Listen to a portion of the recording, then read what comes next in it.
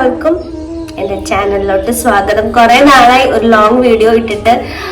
വേറെ ഒന്നുമല്ല, ജാനിക്കുട്ടി ഒരു കാര്യത്തിനും സമ്മതിക്കില്ല, ഭയങ്കര കുറുമ്പാണ്.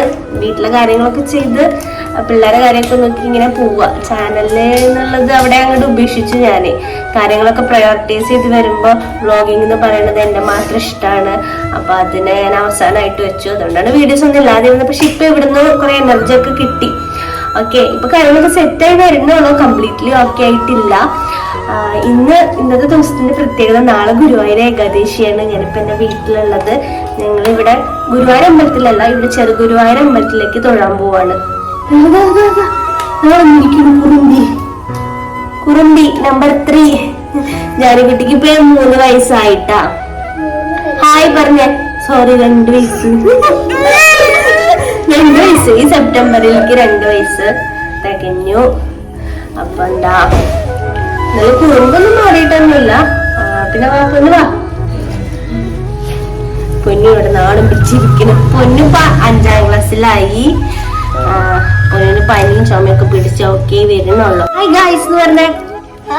ഹായ് പറയും. സബ്സ്ക്രൈബ് ചെയ്യാൻ പറഞ്ഞ ചാനലില്.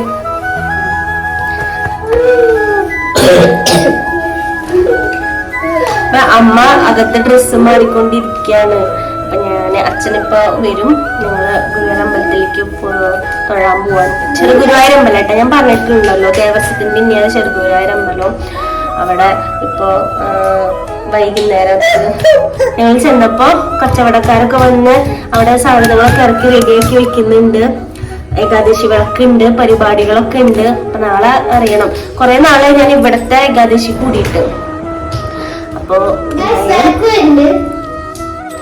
ഞാനാണെങ്കിൽ 2 ദിവസം നിൽക്കാൻ വേണ്ടി വന്നതാ. പിന്നെ പൊന്നൂനിൽ വെച്ച് നന്നായിട്ട് പനി പിടിച്ചു. പിന്നെ എനിക്ക് പനി പിടിച്ചു, ജാനിക്കുട്ടിക്കും പനി പിടിച്ചു. അപ്പൊ ഒരാഴ്ച സ്കൂളിൽ പോകാൻ പറ്റിയില്ല. പിന്നെ 2 ദിവസം അവർക്ക് ഹോളിഡേ ആണ്. അപ്പൊ ഞാൻ വിചാരിച്ചു ഏകാദശി കൂടി കഴിഞ്ഞിട്ട് പോവാന്ന്. ക്യാമറ അവിടെയാണെങ്കിൽ ഞാൻ സ്ക്രീനിലേക്ക് നോക്കിയിട്ട് സംസാരിച്ചത്. അപ്പൊ നമുക്ക് ചെറുഗുരുവായൂർ അമ്പലത്തിലേക്ക് പോവാം. ഓക്കെ, നടന്നിട്ട് ഞങ്ങൾ പോകണം. ഇവിടെ അടുത്തല്ലേ, അതുകൊണ്ട് കുന്നിറങ്ങി കഴിഞ്ഞ അമ്പലമായി. ഞാനാണെങ്കിൽ ഗുരുവായൂർ ഏകാദശി കൂടാം എന്നുള്ള പ്ലാനിലല്ലല്ലോ വന്നത്. അത് കാരണം എൻ്റെ കയ്യിൽ ഡ്രസ്സസ് ഒന്നും ഉണ്ടായിരുന്നില്ല. ഞാൻ അമ്മയുടെ ഒരു കുർത്ത വെച്ചിട്ട് അഡ്ജസ്റ്റ് ചെയ്തു. എനിക്ക് നല്ല ലൂസ് ഉണ്ട്. പിള്ളേരുടെ കയ്യിൽ പിന്നെ കുറച്ച് ടീഷർട്ടുകളൊക്കെ ഉണ്ടായിരുന്നു. അപ്പൊ അവര് പഴയൊരു പാവട അവർക്ക് ഇട്ടുകൊടുത്തു. ജാനിക്കുട്ടിയുടെ കുറച്ച് ഡ്രസ്സസ് എൻ്റെ കയ്യിൽ ഉണ്ടാവാറുണ്ട് കേട്ടോ, അതെപ്പോഴും എടുത്തേക്കാറുണ്ട്. അങ്ങനെ അമ്പലത്തിൽ പോയപ്പോൾ അവിടെ നല്ല ലൈറ്റ് അറേഞ്ച്മെന്റ്സ് ഒക്കെ ചെയ്തിട്ട് അമ്പലം കാണാൻ നല്ല രസമുണ്ടായിരുന്നു. ഈ അടുത്ത ഡേറ്റാണ് കേട്ടോ ഗുരുവായൂർ ചെറുഗുരുവായൂർ ഏകാദശി ഒക്കെ ഇത്രയും നന്നായിട്ട് ആഘോഷിക്കാൻ തുടങ്ങിയത്.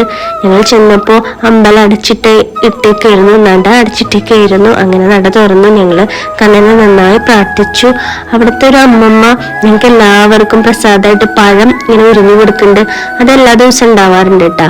അപ്പൊ ഏകാദശിയുടെ അന്ന് രാത്രി ഇവിടെ ഡാൻസ് പരിപാടിയൊക്കെ ഉണ്ട്. പിന്നെ ജാനിക്കുട്ടിയാണെങ്കിൽ മൈസൂർ പഴമല്ല കൊടുത്തത്, അധികം പഴുത്തിട്ടില്ല. ആ പഴം ഭയങ്കര ഇഷ്ടം പിള്ളേർക്ക്.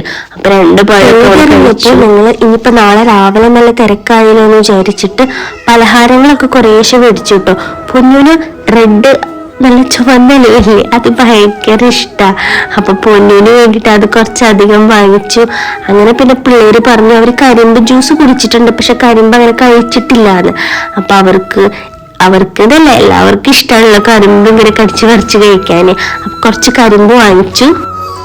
ഞങ്ങൾ അമ്പലത്തിലൊക്കെ തൊഴുത് വന്നിട്ട് ഞങ്ങളത് കരിമ്പ് വെച്ചു. പിന്നെ ഉണ്ണിക്കൊരു ടാള് വെച്ചു.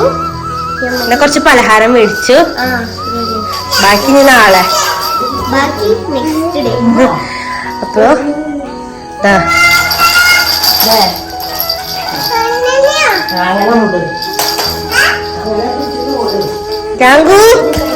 ടാറ്റ ബൈ, നാളെ കാണാന്ന് പറഞ്ഞേ.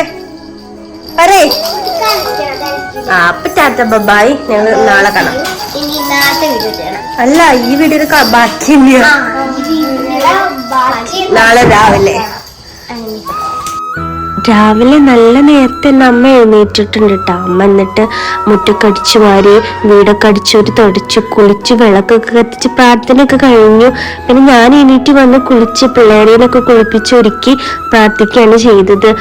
പിന്നെ ഞങ്ങൾ വേഗം രാവിലെ അമ്പലത്തേക്ക് പോയിട്ടോ. അപ്പൊ രാവിലെ വീട്ടിൽ നിന്ന് തന്നെ ഭക്ഷണം കഴിച്ചത്, അമ്പലത്തിൽ പോയിട്ട് കഴിച്ചില്ല. കാരണം അത് നല്ല നേരത്തെ പോയാലേ അമ്പലത്തിൽ നിന്ന് ഭക്ഷണം കിട്ടുള്ളൂ. അപ്പൊ ആ ഒരു സമയത്തേക്ക് ഞങ്ങൾ റെഡി ആയിട്ടുണ്ടായിരുന്നില്ല. പിന്നെ അവിടെ ചെന്നപ്പോൾ അവിടെ പാട്ടും അങ്ങനെ ചെറിയ പരിപാടികളൊക്കെ നടക്കുന്നുണ്ട്. ഉച്ചയ്ക്ക് പ്രഭാഷണമൊക്കെ ഉണ്ടായിരുന്നു. അപ്പൊ അതെല്ലാം കണ്ട് തൊഴുത് ഞങ്ങൾ തിരിച്ച് വീട്ടിലേക്ക് പോന്നു കേട്ടോ. ഉച്ചയ്ക്ക് ഞാനും മുന്നും മാത്രമുള്ള കേട്ടോ. വയ്യാത്തോണ്ടല്ല, ഉണ്ണി ഭയങ്കര കരച്ചില്ല. ഉണ്ണിനെ കൊണ്ടുപോയി കഴിഞ്ഞാൽ ഒന്നും നടക്കില്ല. പിന്നെ വലിച്ചും അമ്മയും അച്ഛനും ഉണ്ണിയൊക്കെ വീട്ടിലിരിക്കുക. അവര് അവിടെ ഉണ്ടാക്കി ഭക്ഷണം കഴിക്കും. ഞങ്ങൾ അമ്പലത്തിൽ പോയി നോക്കട്ടെ എന്താ സ്ഥിതി എന്നറിയില്ല. അവിടെ തിരക്കുണ്ടാവുമോ ഫുഡ് ഉണ്ടാവുമോ എന്നൊന്നും അറിയില്ല. അപ്പൊ പോയി നോക്കിട്ട് വരാം. ഞങ്ങൾ വന്നപ്പോ തന്നെ ഞങ്ങൾക്ക് ഭക്ഷണം കിട്ടിയിട്ടോ. ഗോതമ്പ് കഞ്ഞും ഗോതമ്പിന്റെ പായസം പുഴുക്കും നാരങ്ങച്ചാറായിരുന്നു. നല്ല ചൂടോട് കൂടിയിട്ട് തന്നെ വിളമ്പണ്. നല്ല സ്വാദുണ്ടായിരുന്നു. കണ്ണന്റെ പ്രസാദം. അങ്ങനെ പ്രസാദമൊക്കെ കഴിച്ച് കഴിഞ്ഞിട്ട് ഞങ്ങൾ നേരെ അമ്പലക്കുളത്തിലേക്ക് പോയിട്ടാ. അവിടുന്ന് കൈയും കാലൊക്കെ ഒന്ന് നനച്ച്, ഒന്നുമില്ലല്ലോ അത് കാരണം സമാധാനമായിട്ട് കുറച്ചു നേരം അവിടെയൊക്കെ ഇരുന്നിട്ടാണ് ഞങ്ങൾ പിന്നെ വീട്ടിലേക്ക് വന്നത്. പിന്നെ അമ്മയ്ക്ക് ചെറിയ പനിയുണ്ട്. പിന്നെ ഇങ്ങനെയായിട്ട് വന്നു കഴിഞ്ഞാൽ ആകെ വാശിയൊക്കെ ആവുന്നതുകൊണ്ട് അമ്മയും അച്ഛനും ലച്ചും വീട്ടിലിരുന്നു. പിന്നെ ലച്ചുവിനും അതെ ചെറിയൊരു വാട്ടുണ്ടായിരുന്നു. അപ്പൊ പിന്നെ ഞാനും പൊന്നു മാത്രമാണ് ഉച്ചയ്ക്ക് അമ്പലത്തിൽ വന്ന് ഊണ് കഴിച്ചത്. എനിക്കാണെങ്കിൽ വലിയ ഗുരുവായൂര് രാത്രി പോകണമെന്ന് നല്ല ആഗ്രഹം ഉണ്ടായിരുന്നു. 2 ദിവസം മുന്നേ പോയിട്ട് എല്ലാവരും കണ്ടതാണ്. എന്നാലും ഏകദേശം 2 ഒന്ന് പോകണമെന്നുണ്ടായിരുന്നു കേട്ടോ. പക്ഷെ അത് നടന്നില്ല. നല്ല തിരക്കായിരുന്നു. പിന്നെ എല്ലാവർക്കും പനിയായതുകൊണ്ടും പോയില്ല. ഞങ്ങള് വീണ്ടും വൈകിട്ട് അമ്പലത്തിൽ പോവാട്ടാ. വിളക്ക് കാണിക്കാൻ പോവാണ്. കാണിച്ചിട്ടൊന്നുമില്ല. കാണിക്കാൻ വേണ്ടി പോണ 5:15 ആ സമയം ആകുമ്പോഴാണ് ഇവിടെ വിളക്കാണിക്കാം. അപ്പൊ നമ്മള് പോയാൽ നമുക്കും വിളക്കാണിക്കാൻ പറ്റും. അവിടെ ഒരു ആഗ്രഹമാണ് അവിടെ പോയിട്ട് വിളക്കാത്തിക്കേണ്ടത്. അതൊന്ന് പറഞ്ഞത് കേട്ടോ.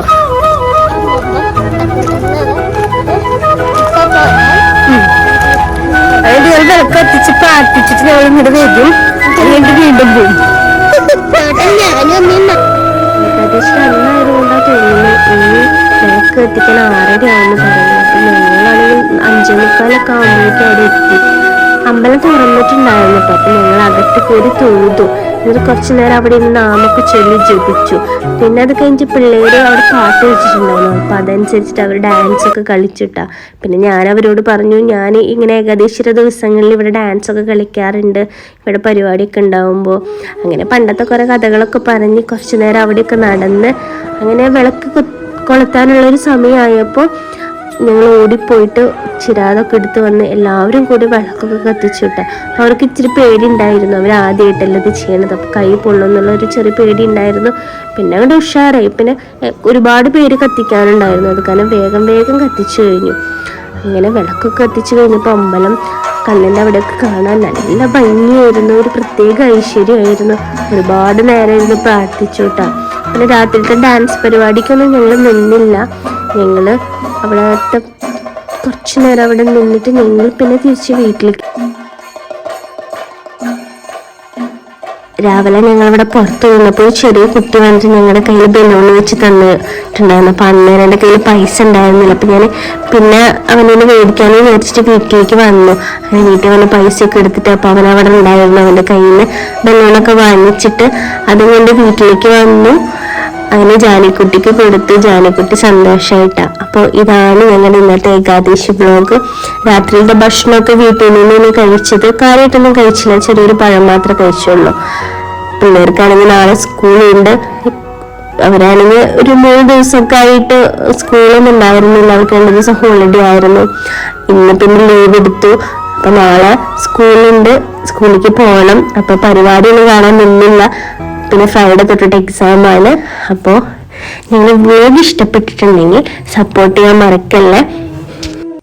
അപ്പൊ അടുത്ത വീഡിയോ ആയിട്ട് വരാം. പിന്നെ നിങ്ങളുടെ അഭിപ്രായങ്ങളൊക്കെ കമന്റ് ആയിട്ട് അറിയിച്ചിട്ടുണ്ടെങ്കിൽ എനിക്കത് ഭയങ്കര സന്തോഷമാവും. അപ്പൊ എന്തായാലും ബൈ, സീ യു.